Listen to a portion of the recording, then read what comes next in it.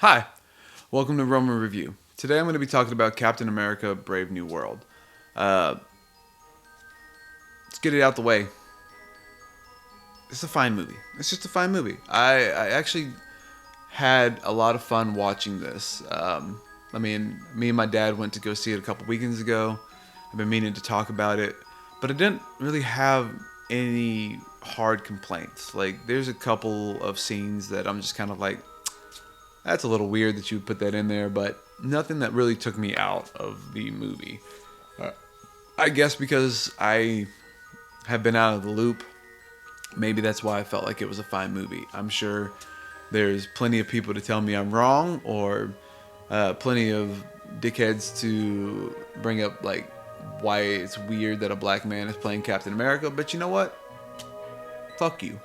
Um, that being said, uh, the last thing that I saw before this movie, Marvel wise, I'm pretty sure it was Falcon and Winter Soldier, which was enough to kind of like make me understand why he's Captain America. But also, frustratingly enough, there's a scene in the movie that basically the whole premise of Falcon and Winter Soldier was about him accepting the fact that he is good enough to be Captain America.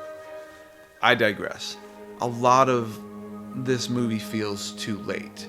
That's my massive complaint, is that this movie feels too late. It's a sequel to the Incredible Hulk, a sequel to the Eternals. Uh, it's got a bunch of throw-ins from, I'm sure, the shows, but none of it feels like modern, which I guess kind of plays to its strengths because it does feel kind of like a classic Marvel movie with effects to match a movie from 20 years ago. Um, so yeah, my biggest complaint is that it feels too late. In this movie, Captain America is trying to solve a mystery of why someone's trying to kill the president.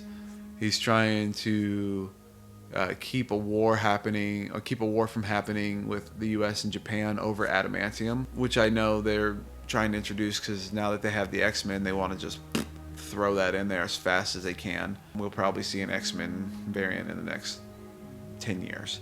Um, at that point, most of us will be ready to die because what are we doing? Like, we're just falling apart here at the seams, Marvel. The story of this has too many plot points really to focus on.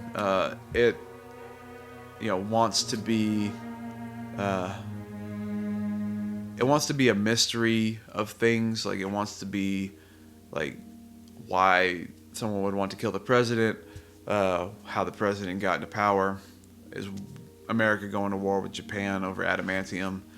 It's just got a lot to it, and like I feel like the build up to this could have been better in other like forms of media. They could have, like, instead of wasting their time making nonsense shows, they could have tried to build the fact that Ross was trying to become the president, that the leader was still working somehow behind the scenes.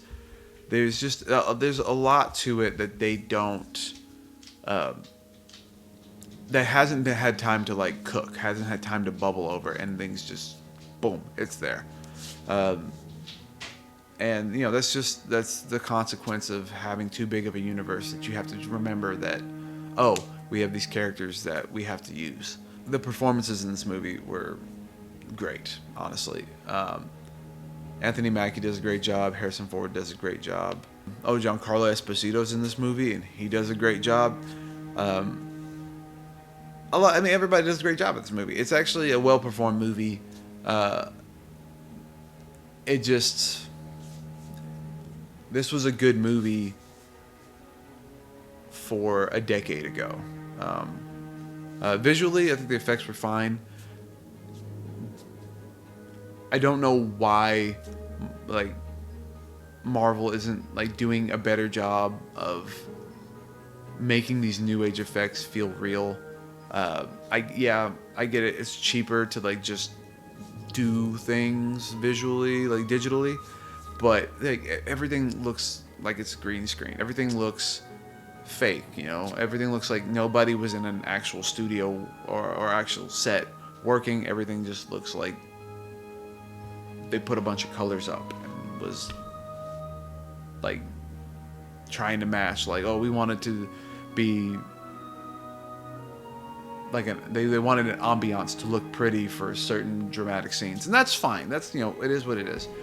But the beauty of movies is how real you can make it. And while I understand that, you know, you want to push some things out, and it does take time to make these visual effects. I'm not like denying the work that it goes into like making these CG renditions.